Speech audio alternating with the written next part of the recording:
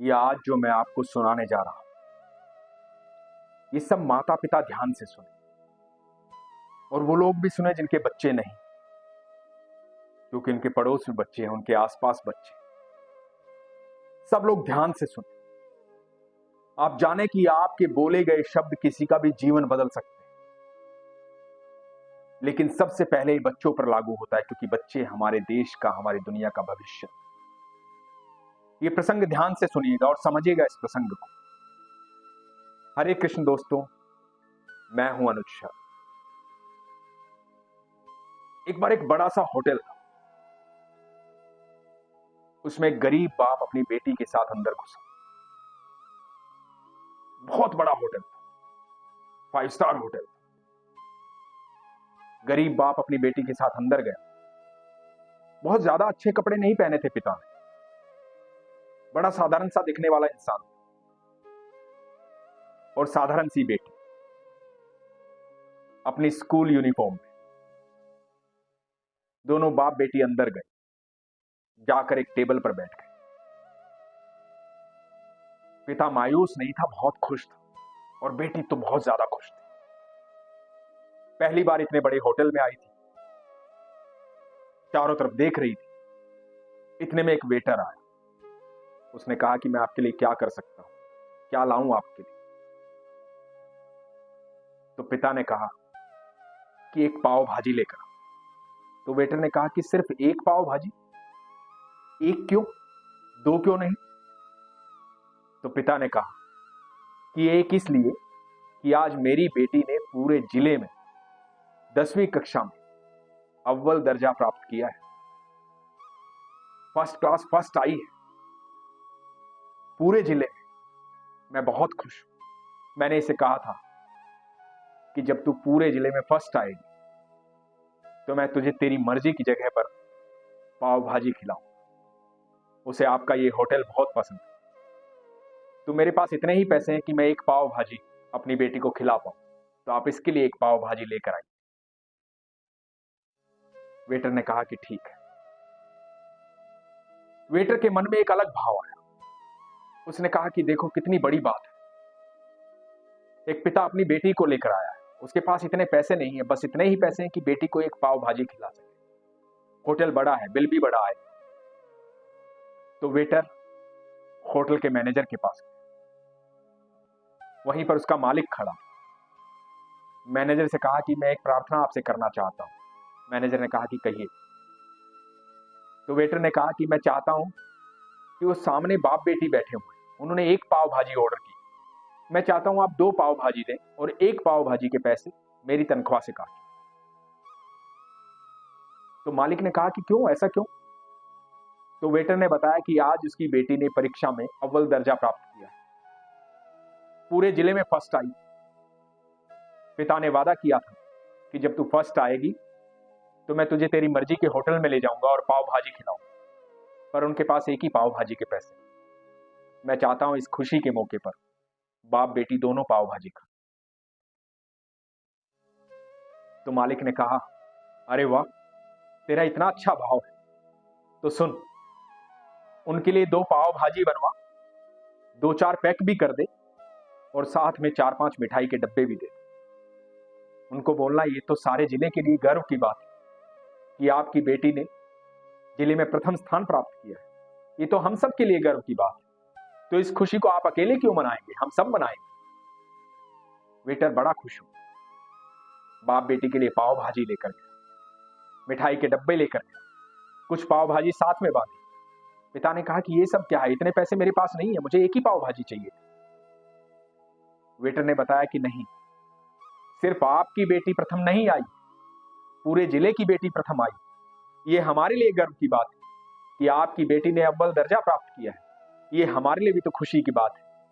हमारे मालिक ने कहा है कि आप मिठाई लेकर जाएं, पूरे मोहल्ले में बांटें, क्योंकि ये हम सब की बेटी। पिता की आंखों में आंसू आ गए। बेटी बेहद खुश हुई।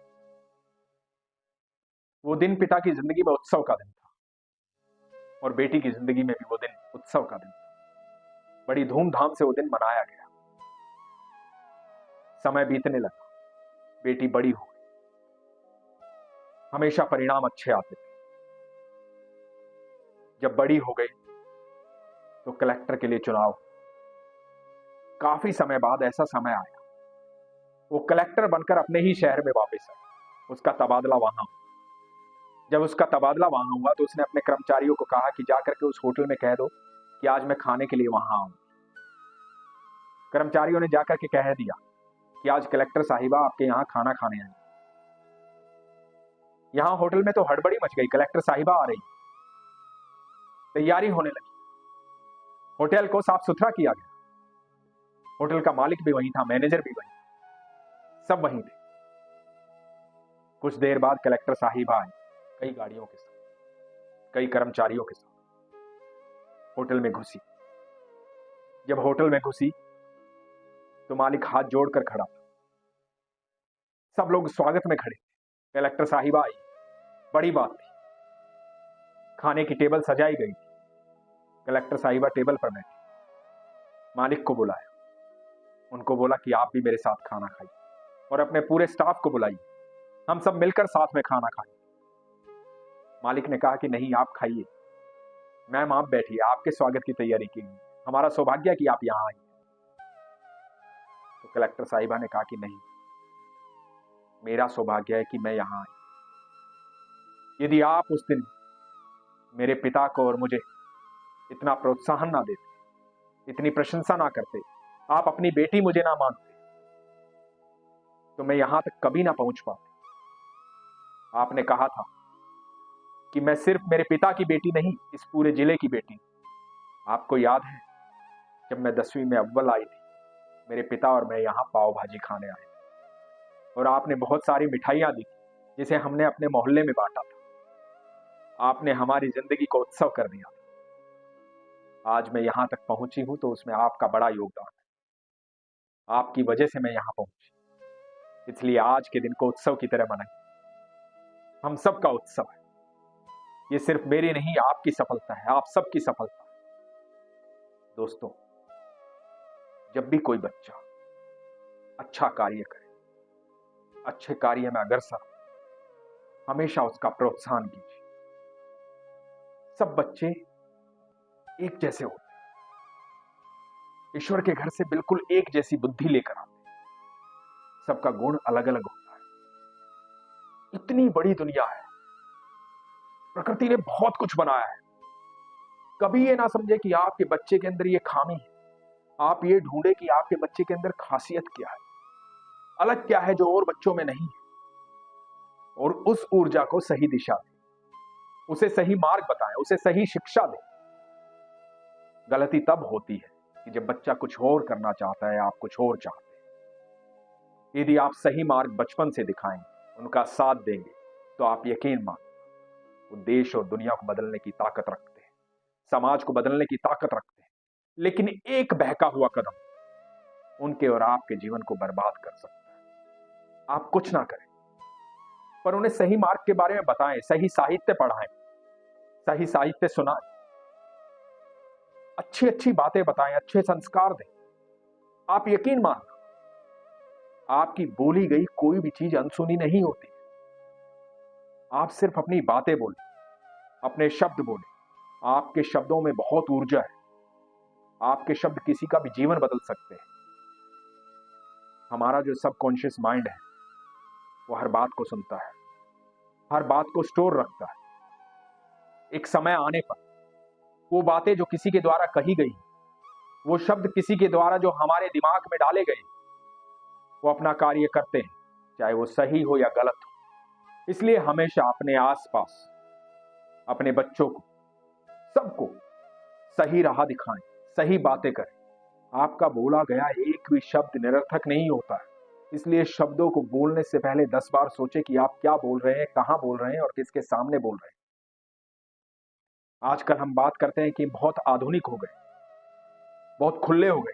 बच्चों के साथ दोस्ती जैसा व्यवहार करना चाहिए, बिल्कुल करना चाहिए, लेकिन हमेशा याद रखें कि हर तरह का व्यवहार मर्यादा में हो।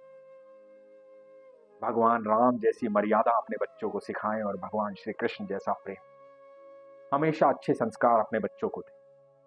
जब भी अपने पड़ोस के बच्चों से भी बात करें तो ऐसे शब्दों का इस्तेमाल करें जो शब्द उनके कहीं ना कहीं काम आए, जो उनको ऐसी ऊर्जा दे कि जब भी वो फंस जाएं तो आपके शब्द उनके कानों में गूंजे और वो सही मार्ग पर चल पड़े। आप यकीन मानना, आपका एक भी शब्द निरर्थक नहीं। अपने बच्चों के भीतर विश्वास पैदा करें। इसलिए हमेशा आपसे कहता हूं, अपने विश्वास को मजबूत रखें, अपना ख्याल रखें। हरे कृष्ण।